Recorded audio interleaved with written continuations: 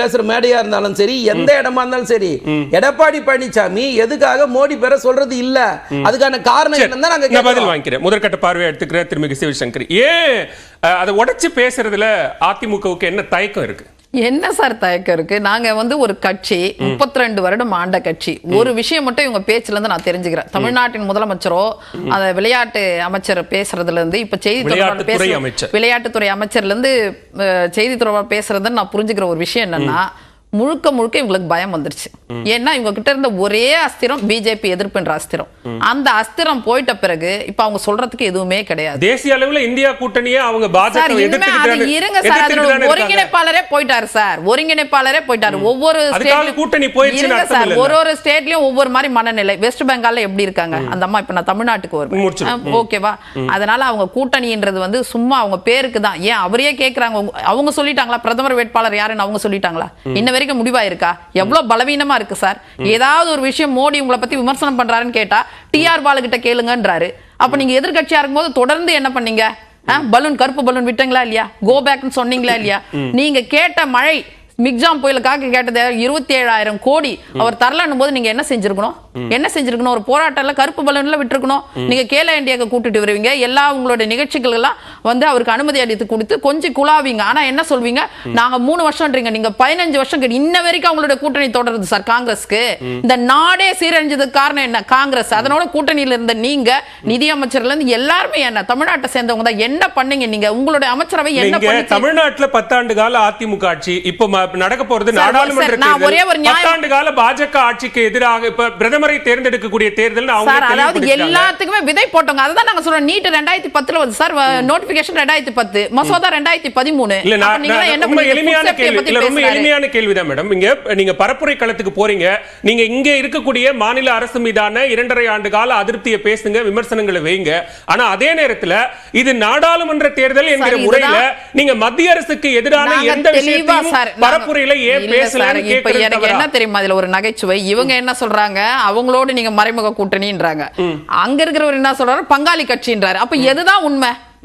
BJP சேர்ந்த தலைவர் என்ன சொல்றாரு? பங்காளிங்க ஒண்ணு சேர்ந்துருவாங்கன்றாரு. இவங்க என்னன்னா மறைமுக கூட்டம். அப்ப ரெண்டு பேருக்குமே என்ன பதட்டம்னா, அதிமுக ஜெயிச்சிர போகுதுன்ற பதட்டம் கிளாரிஃபை பண்ணிரலாம்ல, அதை உடைச்சு தெளிவுபடுத்திரலாம். நாங்க ஏற்கனவே என்ன சொல்லிட்டாரு எங்களுடைய எடப்பாடியார்? என்ன சொல்றாரு? 2 தேசிய கட்சிகளுமே எங்களுக்கு வேண்டான்றார். 2 பேருமே என்ன பண்ணாங்க தமிழ் சார்? ஒண்ணு இல்ல சார், கஜா புயல் சார். கஜா புயலுக்கு 15,000 கோடி கேட்டோம். 1 லட்சம் மின்கம்பங்கள் சாஞ்சது. எத்தனை கால்நடைகள் இறந்து போச்சு, எத்தனை மரங்கள் சாஞ்சு போச்சு, தென்னை மரம். எவ்வளவு கொடுத்தாங்க அவங்க? நமக்கு 173 கோடி கொடுத்தாங்க. 15,000 கோடி எங்க? 173 கோடி எங்க? எத்தனை தடவை உங்க கோரிக்கை கடிதம் வச்சிருப்போம், எத்தனை அளவுக்கு விமர்சனம் பண்ணிருக்கிறோம், எத்தனை அளவுக்கு ஜெயக்குமார் சாரே எத்தனை தடவை பேசியிருக்காரு அதை பத்தி. இதுக்கு மேல என்ன விமர்சனம்? அப்புறம் அவமதிப்பு வழக்கே தொடுக்கிறோம் சார். நாங்க காவேரி ஆணையத்துக்கு லேட் ஆகும்போது அவமதிப்பு வழக்க தொடுக்கிறோம். அப்புறம் எண்ணெய் கிணறுகள் தோண்டப்பட்டா கிரிமினல் வழக்கு தொடுப்போம் சொல்றாரு எங்களை முன்னாள் சட்டத்துறை அமைச்சர். எத்தனையோ விஷயங்கள் கூட்டணி இருக்கும்போது எதிர்ப்பு தெரிவிச்சோம். நீட்டுக்கு தீர்மானம் கொண்டு ஒரு முரண்பாடு இன்னைக்கு மேடையில வேட்பாளர் அறிமுக கூட்ட மேடையில பார்க்க முடிஞ்சதுல, திரு எடப்பாடி பழனிசாமி முன்னாடியே அதை நான் சொன்னது போல ஒத்துக்கிட்டாங்க. சிஏஏவுக்கு கூட்டணி தர்மத்தின் அடிப்படையில் கையெழுத்து போட்டோம். ஒரே நிமிஷம் முடிச்சிடறேன், கேள்வி முடிச்சிடறேன். Stand மாறிடுச்சுங்கிறதுலாம் okay. ஆனா திருமிகு பிரேமலதா விஜயகாந்த் என்ன சொல்றாங்கன்னா, இந்த கூட்டணி சிஏஏவை தமிழ்நாட்டில் அமல்படுத்த விடாது அப்படிங்கிறாங்க. அது முரண்பாடா தெரியலையா? என்ன முரண்பாடுன்றீங்க சார்? அமல்படுத்த நாங்க என்ன சொன்னோம்னா, இஸ்லாமியர்களும் இலங்கை தமிழர்களும் அதை சேர்க்கணுன்ற முறையில தான் நாங்க சொன்னோம். தமிழ்நாட்டுல எந்த இஸ்லாமியர்களுக்கும் எந்த வித அச்சுறுத்தலும் வராதுன்றதை தான் நாங்க வாக்குறுதியா கொடுத்தோம். அது இன்ன வரைக்கும் அந்த ஸ்டாண்ட்ல தான் நாங்க இருக்கோம். முத்தலாக்குக்கு நாங்க எதிர்ப்புன்னு தான் சொன்னோம். என்ஆர்சி என்பிஆர் எல்லாத்துக்குமே எதிர்ப்புன்னு தான் சொன்னோம். பொது சிவில் சட்டம் வராதுன்னு நாங்க சொன்னோம்.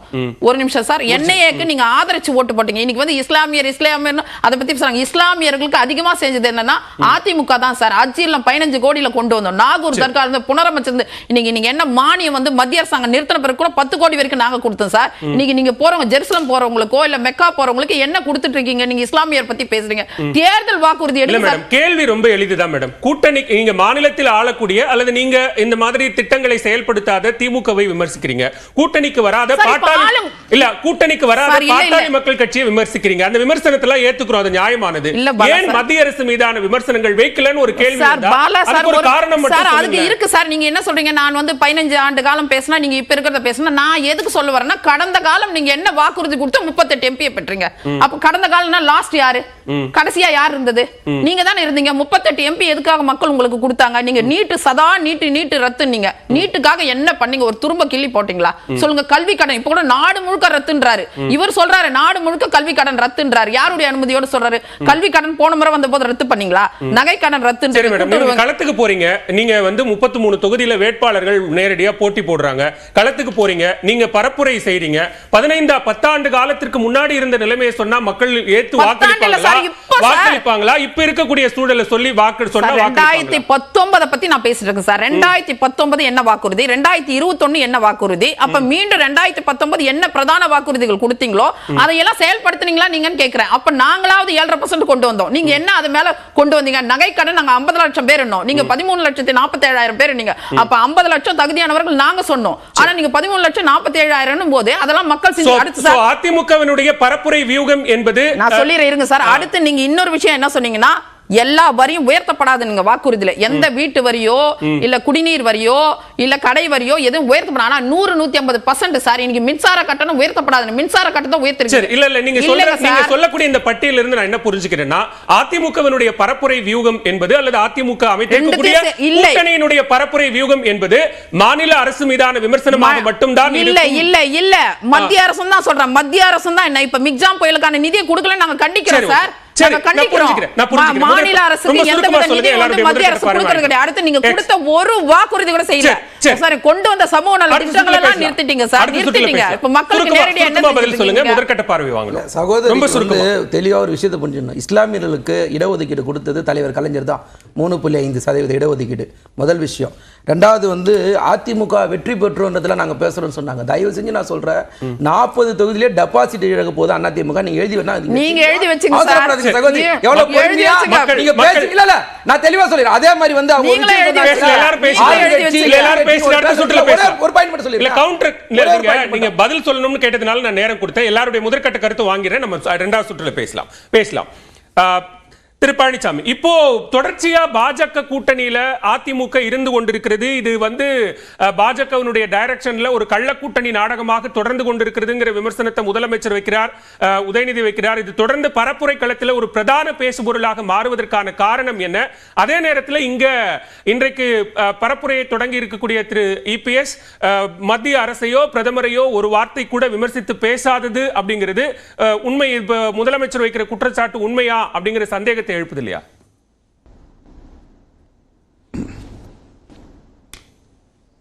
திமுக திமுக என்கிற அளவுல களம் அமைந்துவிடக் கூடாது. அப்படி அமைந்தால் அதிமுக வெற்றி பெற்றுவிடும் என்பதற்காக அதிகமா அவங்க பயப்படுறாங்க. அப்ப பாரதிய ஜனதா கட்சி என்கிற சுமையை அதிமுக மேல சுமத்தி விட்டால் அவர்களுக்கு அந்த பாஜகவை காண்பித்து திமுக வெற்றி பெற்று விடலாம் என்பதுதான் அவர்களது நோக்கமா இருக்குது. இந்தியா கூட்டணியினுடைய ஒருங்கிணைப்பாளர் லாட்ரி மார்டின் தான். ஏன்னா அவர் தான் திமுக பணம் கொடுத்திருக்காரு, மம்தா பானர்ஜிக்கு திரிணாமுல் காங்கிரஸ் கொடுத்திருக்கிறாரு, காங்கிரஸ் கட்சிக்கு கொடுத்திருக்கிறாரு. ஒரு மறைமுகமா திமுகவுக்காக பாரதிய ஜனதா கட்சி கூடவும் கள்ள உறவை ஏற்படுத்தி வச்சிருக்கிறார். அப்ப இந்தியா கூட்டணியினுடைய ஒருங்கிணைப்பாளர் லாட்ரி மார்டின் தான் இன்னைக்கு இருக்காரு. அடுத்து அதிமுகவை பொறுத்த வரைக்கும் நிச்சயமா, அதாவது சிவசங்கரி சொல்லலாம், அவர்கள் பாஜகவுக்கு எதிராக பேசுறாங்கன்னு சொல்லிட்டு இரண்டு விஷயங்களை எடப்பாடி பழனிசாமி தவற விடுகிறார். அதுவும் குறிப்பா நேற்று இன்றெல்லாம் கோவையில பேசுகிற பொழுது பாத்தீங்கன்னா எடப்பாடி பழனிசாமி அவர்கள் மீது நேரடியாக குற்றம் சாட்டுகிறார், ஊழல் குற்றச்சாட்டு சொல்றாரு. எடப்பாடி பழனிசாமி நிறுத்தி இருக்கிற வேட்பாளர்கள் எல்லோரும் கான்ட்ராக்டர்ஸ், கமிஷன் ஏஜென்ட்ஸ் என்பதை சொல்றாரு. வேலுமணி மீது நேரடியாக ஊழல் குற்றச்சாட்டுகளை சொல்றாரு. ஆனா இவங்க அதுக்கு எதுவுமே பதில் சொல்லாம இருக்கிறாங்க. அதை விட பெரிய விஷயம், மீன்வள பல்கலைக்கழகத்துக்கு ஜெயலலிதா அம்மா பெயரை சூட்டணும் என்பது ஜனாதிபதி அதை ஏற்றுக்கல, அதை திருப்பி அனுப்பிச்சிட்டாங்க. அதை கூட கண்டிச்சு செம்மலை தான் பேசினார். ஆனா எடப்பாடி பழனிசாமி அதை பத்தி பேசல. நீங்க இந்த தடுமாற்றம் இருக்கக்கூடாது. எல்லாவற்றுக்கும் பதில் சொல்லணும் அல்லது எல்லாவற்றையும் அதிமுக பொதுச் செயலாளர் எடப்பாடி பழனிசாமியே பேசணும் அப்படிங்கிற அந்த எதிர்பார்ப்பு முதல்ல சரியானதா? இல்ல, அதாவது ஒரு கட்சிக்கு அவர்தான் பொதுச் செயலாளர்னா அவர் தான் பேசணும். சிவசங்கரி பொதுச் செயலாளர்னா சிவசங்கரி சொன்னா போதும். ஆனா பொதுச் செயலாளர் வந்து எடப்பாடி பழனிசாமி தானே. அதாவது இந்த கட்சி எந்த திசையில பயணிக்கணும், யாரை ஆதரிக்க வேண்டும், யாரை எதிர்க்க வேண்டும், அதுவும் குறிப்பா இன்றைக்கு திருச்சியில இந்த நடைபெறுகிற இந்த கூட்டம் தமிழ்நாடு முழுக்க உற்று நோக்குகிற கூட்டம். அதுல அவருடைய பேச்சு மிக சிறப்பாக அமைந்திருந்தா எல்லா தொலைக்காட்சிகளையும் நீங்க எல்லாம் டிபேட்டை கட் பண்ணிட்டு அதை லைவ் போட்டிருப்பீங்க. ஏன் அது போடல? அவருடைய அந்த பேச்சு வந்து சுவாரஸ்யமா அமையல. அவருடைய பேச்சு நேரலையில போச்சு, எல்லாரும் பார்த்தாங்க இருந்ததே ஒழிய அதாவது முழுமையாக அது வந்து வரலன்னு சொல்றேன். அதாவது கடுமையா இந்த கட்சி இந்த நாடாளுமன்ற தேர்தலை எந்த இலக்கோடு இந்த கட்சி நாடாளுமன்ற தேர்தலை எந்த இலக்கோடு சந்திக்க போகிறது, யாரை எதிர்க்க போகிறது, என்னென்ன குறைபாடுகளை பாஜகவின் மீது வைக்க போகிறார்கள், குற்றச்சாட்டுகளை திமுகவின் மீது வைக்க போறாங்கிறத கட்சியினுடைய பொதுச் செயலாளர் தொண்டர்களுக்கும் சிவசங்கரியை போன்ற செய்தி தொடர்பாளர்களுக்கும் மக்களுக்கும் தெளிவுபடுத்த வேண்டிய கடமை பொதுச் செயலாளர் என்கிற வகையில் அவருக்கு தான் இருக்கு. ஆனா அது குறைந்தபட்சம் அடுத்து வர்ற கூட்டங்கள்லயாவது அவர் அதை பத்தி பேசுவார் என்று எதிர்பார்க்கலாம். ஏன்னா திமுக நினைக்கிறது